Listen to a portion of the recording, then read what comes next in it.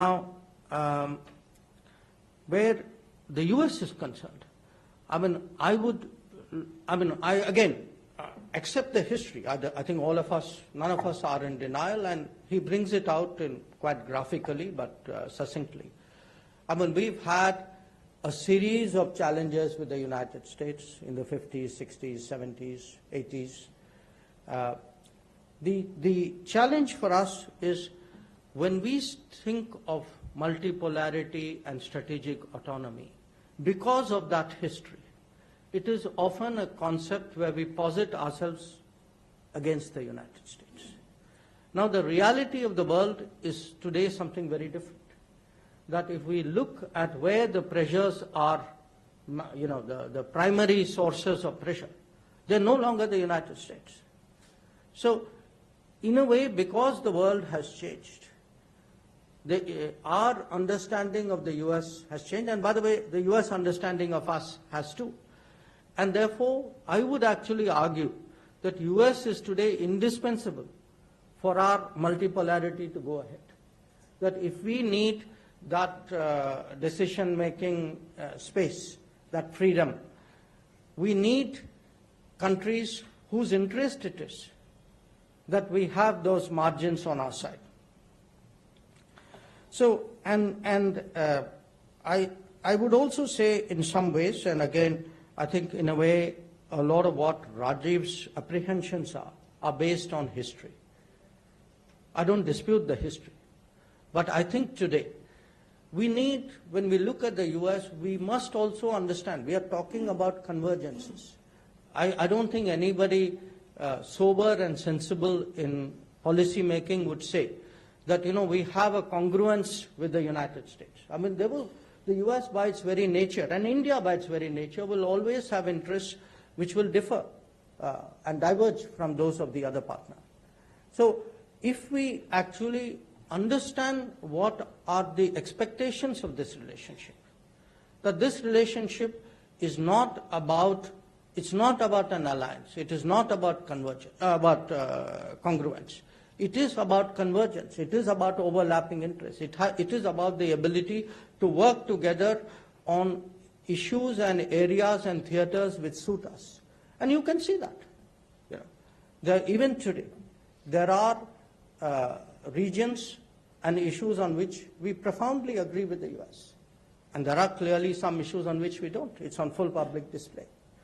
And that is where, in a way, I was again struck by an observation which Rajiv makes in the book, and I sort of quote it for you, where he says, we need to accurately gauge and leverage the compulsions of the United States to seek a better relationship with India. And this bit, I don't entirely agree. Wait till the relative balance of power is less tilted in favor of the United States. Now, I don't have a problem with the end objective, but I have a problem with that wait. Because I don't think in this world we can cold start a relationship at some point where it's convenient for us. I think we saw the opportunity, we saw the opportunity when it came. I would say the record of the last 20 years bears out the fact that the choices which were made in respect of this relationship have actually been the right ones. I think today, if you look at our strategic position, a lot of it is derived from that. Where China is concerned, again, what Rajiv does is he brings out the duality of the unavoidable economic factors and counterposes it with a strategic challenge. I think it's something which is widely accepted today in this country. What I did appreciate was his recognition that in the last few years we have done something, not enough in my view, but still something substantial to fix the border infrastructure deficit. And I think that is really key today to maintaining peace and tranquility in the border areas. He has mentioned in passing the economic gaps. Again, I would have, I really think it's a subject worth dilating upon, which is the neglect of manufacturing in this country and the costs that we are paying as a result, and the gaps that, on the one hand, the same people who block manufacturing in this country also then chastise the government about the trade gaps with China. So they want to have it both ways, and I think, in all honesty, that should be called out. And the other point really is the strategic confusion about China, that we could actually describe this as a strategic and cooperative partnership in 2005. If you look back upon it, I think it's an astounding mistake. So the fact is that we have today to deal with China in a global framework, and I think that's really the point which comes out. Where Russia is concerned, I would like to quote Rajiv here. He calls it a strategic but unequal partnership that has made India more self-reliant. I'm not sure anybody would really differ with that. But what I would say today is that Russia now is following its own Lucas policy. That after 2022, there has been a profound shift in the manner in which Russia approaches the world, looks at the world.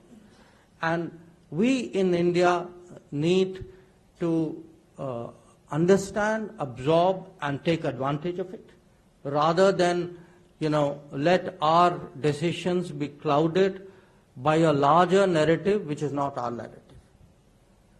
So, where Russia is concerned, I think again, there is a Eurasian balance that we have to be sensitive to. It's a core strategic requirement for us.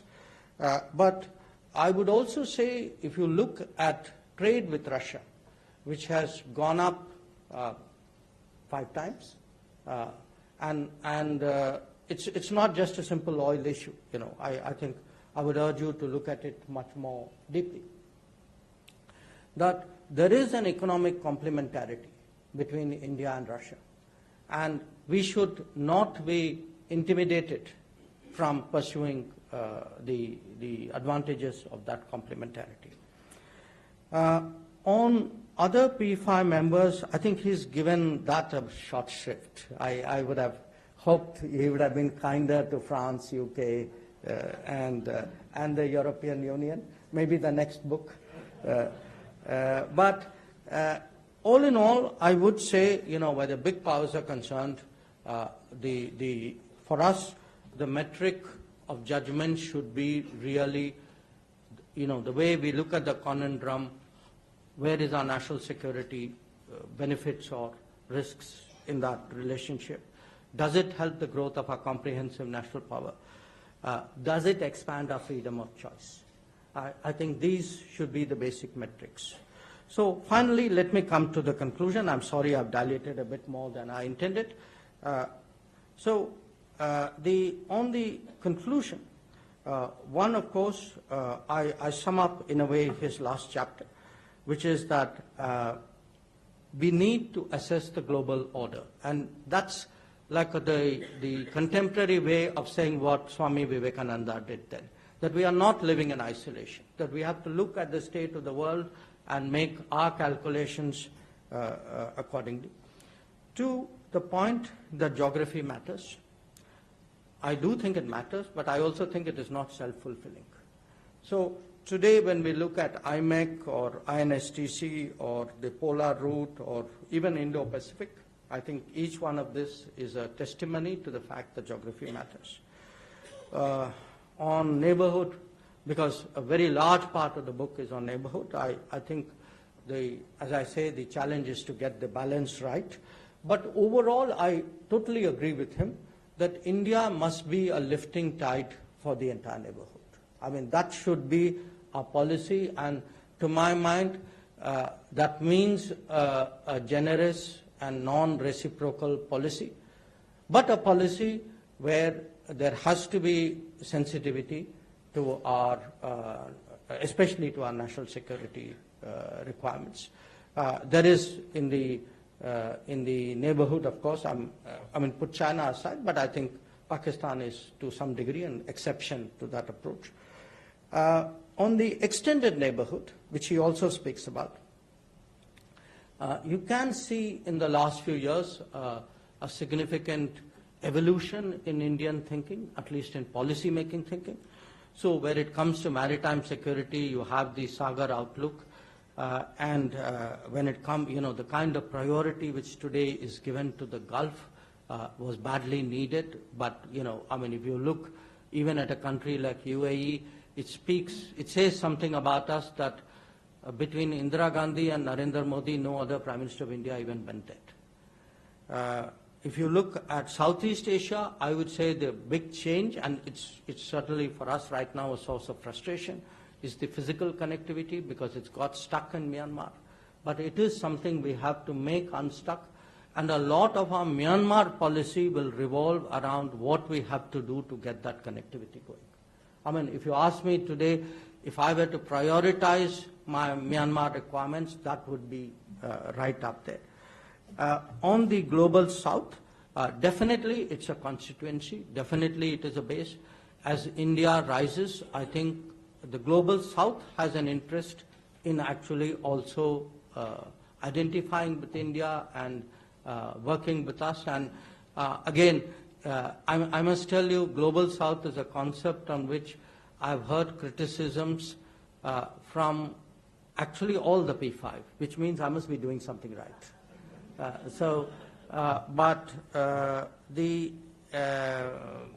On the overall, as I say, I too would, in that sense, end with Swami Vivekananda, which is, there is a world out there. We have to be very conscious of it. And the mistakes that we have made in our history of either isolating ourselves or lack of faith and confidence in our own abilities, I think these are our big challenges. I'm very confident that that will not happen now. But once again, let me conclude by congratulating Ambassador Rajiv Sikri on a book which I don't know about you, but at least it set me off for some time. Thank you very much.